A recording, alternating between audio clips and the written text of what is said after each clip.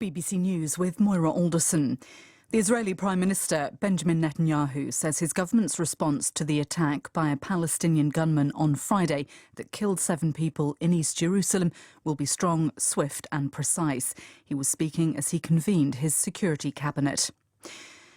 Petr Pavel, the former NATO general who will be the next Czech president, has described the election outcome as a victory for the values of truth, dignity, respect and humility. With almost all ballots counted, he's won 58% of the vote, defeating the former Prime Minister Andrej Babiš.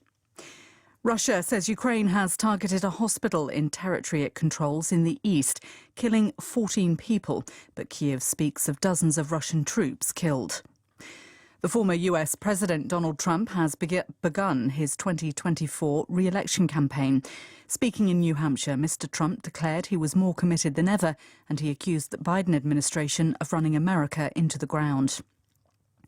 Libya's state-owned oil company has agreed an $8 billion project with the Italian energy giant Eni to develop gas fields off the Libyan coast. The deal coincided with a visit to Tripoli of Italy's Prime Minister.